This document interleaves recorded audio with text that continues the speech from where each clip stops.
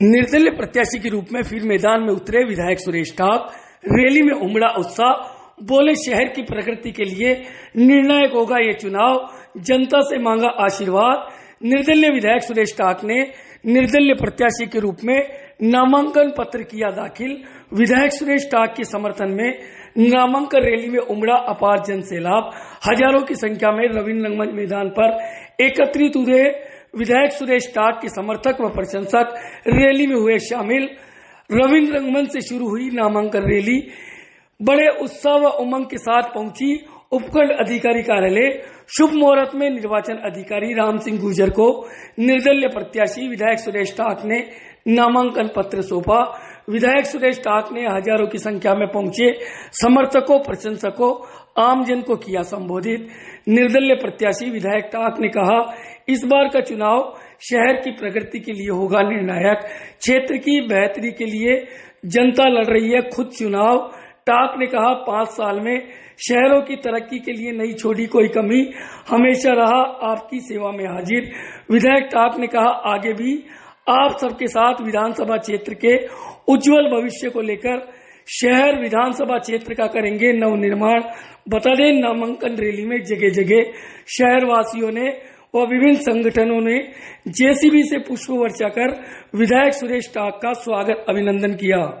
गांव के लोगों के साथ आत्मीय संबंध बनाए हैं और उनका दिल जीता है काम करके। उसी का नतीजा है आज कि गांव के लोग और शहर के लोग मिलकर एक हुजूम और इतना बड़ा रेला, एक महान बड़ा रेला जो मेरे विश्वास और मेरी ऊर्जा को और ज़्यादा बढ़ा रहा है। और मुझे ऐसा लग रहा है कि ये किशनगढ़ का जो चुनाव है वो चुनाव तय हो गया है।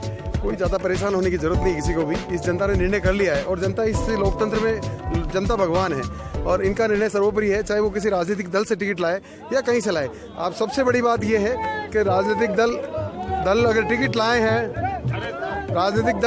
लाए हैं तो वोट तो जनता को ही करना है। तो वोट जनता, क्योंकि मेरा टिकट मेरी जनता ने दिया है मुझे, तो पहले जनता अपने टिकट को वोट करेगी, उसके बाद बचेगा तो उनको वोट कर देगी। अब मेरे को लगता नहीं आगे कुछ बचेगा।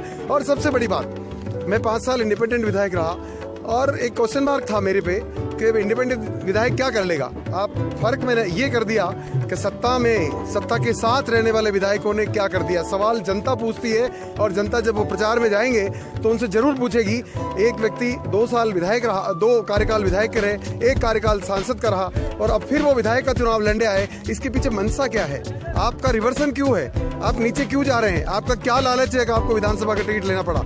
और दूसरी बात, एक व्यक्ति जिसने 5 साल भारतीय जनता पार्टी ने टिकट भी दिया है उनको, और टिकट के देने के बाद उन्होंने अपनी निष्ठा को बदल दिया है। तो मेरी जनता समझ गई है कि ये हमारा विधायक कल भी सरकार में था और कल भी सरकार में रहेगा, इसलिए कोई डर नहीं इनको।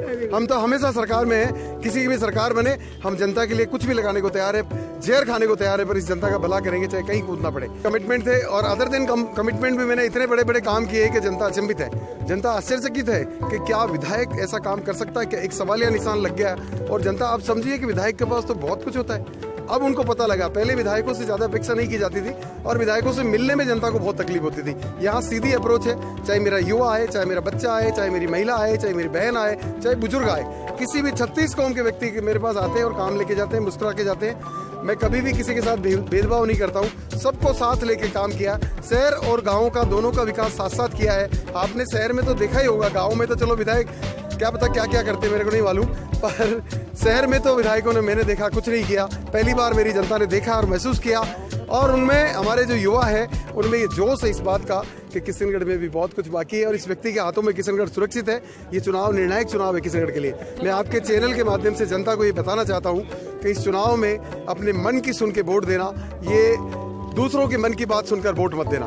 दूसरों के मन की बात में अपना स्वार्थ है और आपके मन की बात में आपका और आपकी विधानसभा का स्वार्थ है, इसलिए आप अपने मन की सुनना। अगर मैंने काम किया है, अगर मैंने काम करके आपका दिल जीता है, अगर मैंने बात करके आपका दिल जीता है, आपसी संबंध रख के दिल जीता है, तो मुझे वोट करना बिल्कुल खुली छूट है। मैं ये चाहता हूँ कि 2003, 2008, 2013, 2019 और 2023 में टिकट लाने वालों को घर घर के दरवाजे बजाने पड़ रहे हैं, तो इससे बड़ी विडंबना नहीं होगी।